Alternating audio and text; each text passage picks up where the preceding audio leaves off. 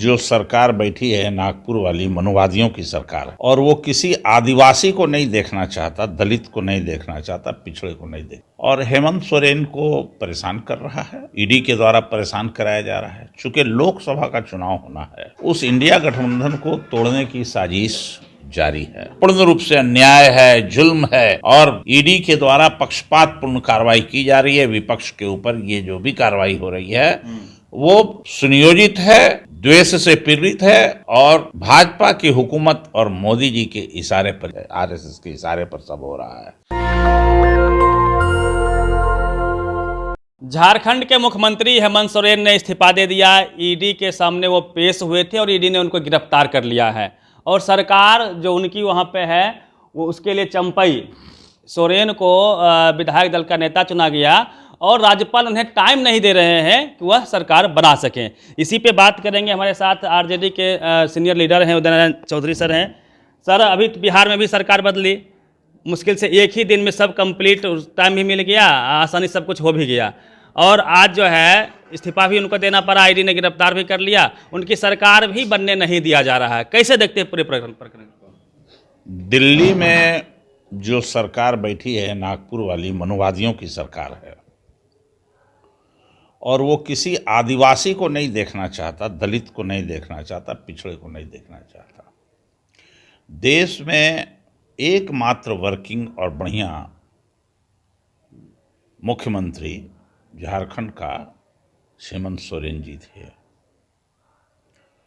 और हेमंत सोरेन को परेशान कर रहा है।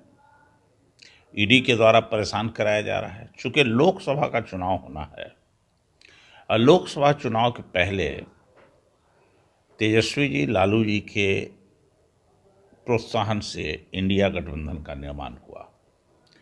उस इंडिया गठबंधन को तोड़ने की साजिश जारी है, और इंडिया गठबंधन को तोड़ने की दिशा में ही आप देखे होंगे कि लालू परिवार को पूरा परेशान किया जा रहा है।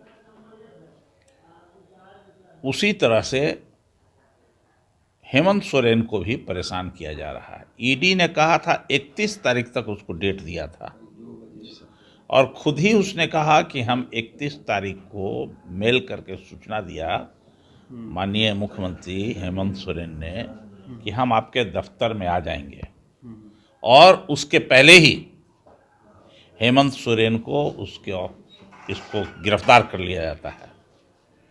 और गिरफ्तार तो हुई, ठीक है। हेमंत सोरेन के पास, जेएमएम के पास पूर्ण बहुमत प्राप्त है,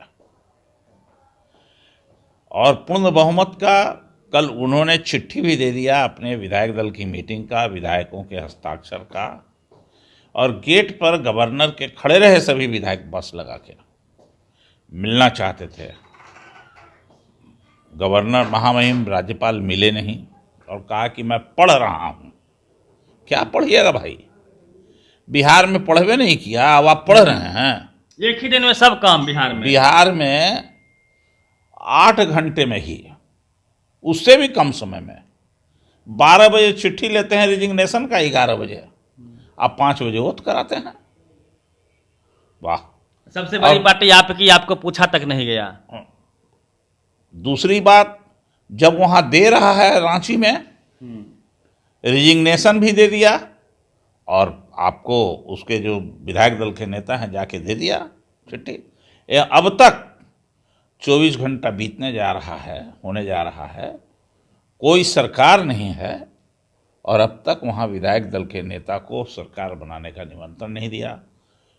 समय चाह रहा है मिलने के लिए कि 3 बजे हम मिलना चाहते हैं सभी विधायक लोग, उनको भी नहीं दिया जा रहा है।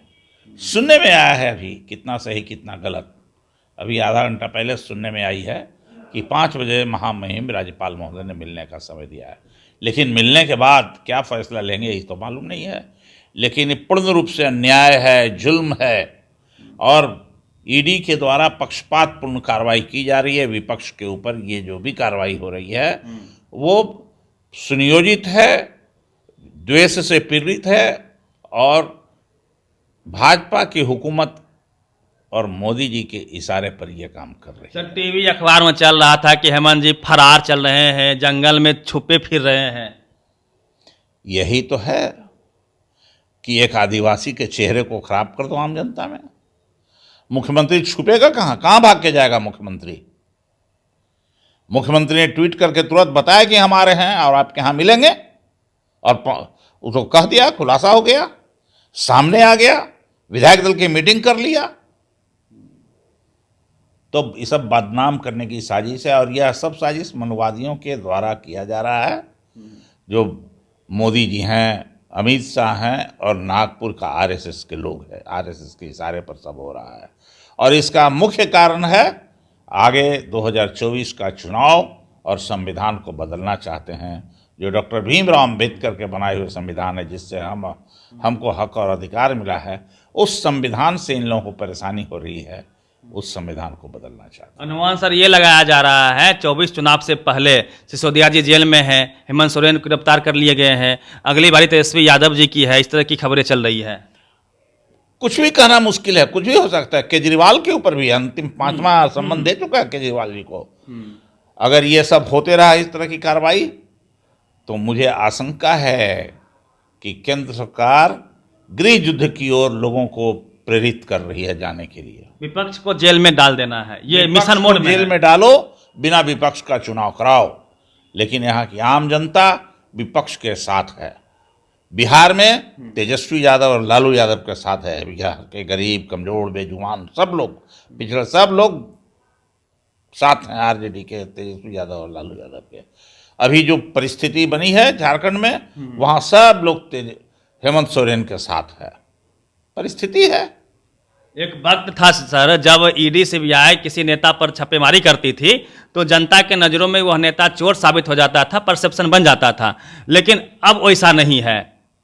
अब कहाँ, यही तो है, यही है मनुवाद कि अच्छे जो नीचे से उठ के आते हैं उनके चरित्र को बर्बाद करो, डिकैरेक्टराइज करो, भ्रष्ट बताओ। अरे भ्रष्ट तो वहाँ हेमंत विश्वकर्मा था, क्या विश्व शर्मा, जो आसाम का मुख्यमंत्री, लेकिन चला गया बीजेपी में तो वॉशिंग मशीन में धुला गया। छगन भाई भुजबल थे महाराष्ट्र में, लेकिन वो चले गए बीजेपी में तो वॉशिंग मशीन में धुल गए। अजीत पवार था महाराष्ट्र में, चले गए बीजेपी में तो धुल गए वॉशिंग मशीन में। तो ये सब तो है, उनका चलते रहता है। लेकिन आगे आने वाली चुनाव में 24 में इसका जवाब आम जनता उनको देगी। आम जनता अब तक आप लोग के साथ, हम लोगों के साथ है, हम लोगों के साथ है, हम लोग आम जनता के साथ हैं, उसके विचारों के साथ हैं, जिसकी ताकत से इसका हम लोग जवाब देंगे। 24 में इसका कुछ असर देखते हैं, इस कार्रवाई को लेके असर होगा कि पूरे देश से मोदी और भाजपा की सरकार उखड़ेगी। तो ईडी सीबीआई जब पहले किसी नेता पे छापेमारी करती थी तो उस नेता का चेहरा धूमिल हो जाता था जनता की नज़रों में, लेकिन अब ईडी सीबीआई का इतना बेजा इस्तेमाल किया गया है कि अब वह नेता हीरो बन जाता है जनता की नज़र में, क्योंकि उसे पता है कि ईडी सीबीआई किसी के इशारे पे काम कर रही है। ये भी एक परसेप्शन बना है मार्केट में। तो पूरी बातचीत पे प्रतिक्रिया दीजिएगा रवि मेहता, नेशनल दस्तक, पटना। नेशनल दस्तक की आपसे गुजारिश है कि अगर इसको बचाना चाहते हैं तो नेशनल दस्तक को सब्सक्राइब करने के लिए रेड कलर के सब्सक्राइब बटन को दबाएं, फिर बेल आइकन की घंटी दबाएं। नेशनल दस्तक को बचाने के लिए बहुत जरूरी है कि हर खबर को शेयर करें, लाइक करें, कमेंट जरूर करें।